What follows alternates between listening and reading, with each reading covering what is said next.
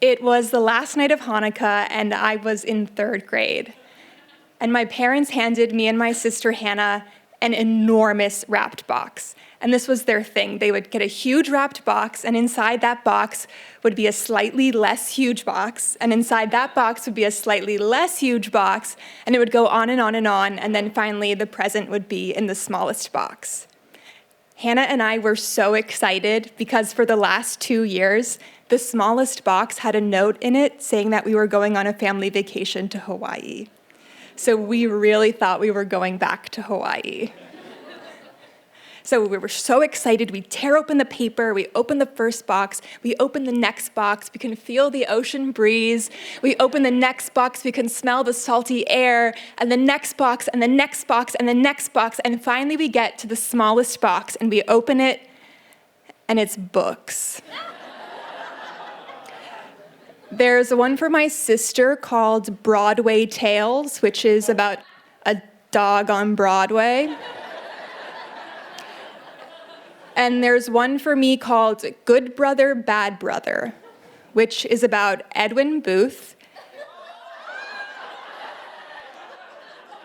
and his infamous brother, John Wilkes Booth, who assassinated Abraham Lincoln.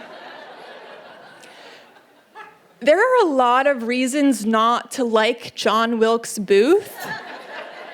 I might have been the first person whose biggest problem with him was that he had absolutely nothing to do with Hawaii whatsoever. But since we weren't going on vacation, I had time to read, and so I read the book. And I loved it.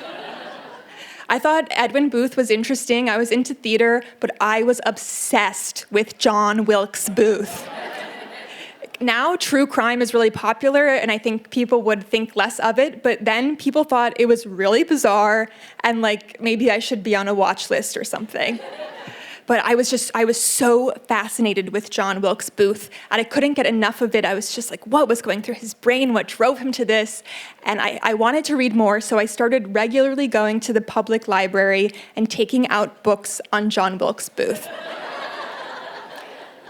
As you can imagine, the librarians definitely thought this was strange, especially because I would go to the adult section, take out the books on a murderer, and then bring them back to the kids section to check them out.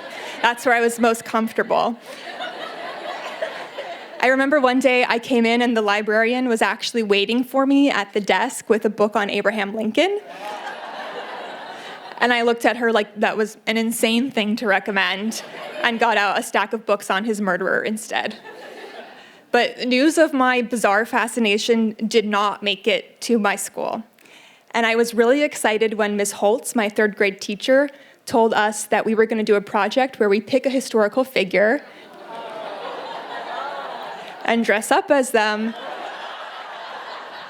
and then present in character as them, tell their life story. So I was so excited, I asked if I could do John Wilkes Booth, and for some reason she said yes. And that was great because I had already done all of the reading. So the day of the presentation comes, and I arrive at school, and I'm wearing a top hat, a fake mustache, and sweatpants tucked into rain boots, sort of to look like pantaloons. And it's my turn to present, and I stand up in front of the class, and I open with, bang! That was the sound my gun made one cold night at Ford Theater. So a couple days later, I got my grade back, and it was an A. Thank you. And a note saying I was never allowed to present on John Wilkes Booth again. And I'm a rule follower, so I accepted this. But a couple months later, we got the same assignment. We were supposed to pick a different historical figure and present on them. And I remembered the rule, so I picked George Washington Carver. George Washington Carver was an amazing man. But his story's just not as juicy as John Wilkes Booth. And I couldn't get into it. So a couple days before the presentation, I went up to Ms. Holtz and I said, Ms. Holtz, I'm having trouble. Can I please switch people? And she said, Sarah, you can switch people as long as you'll be ready in time and as long as it's not John Wilkes Booth. And I said, no, John Wilkes Booth, Scout's honor. And so the day comes, and it's my turn, and I get up in front of the class, and I'm wearing a top hat and a fake mustache and sweatpants tucked into rain boots to look like pantaloons. And I open by going, bang! That was the sound my brother's gun made one cold night at the Ford Theater.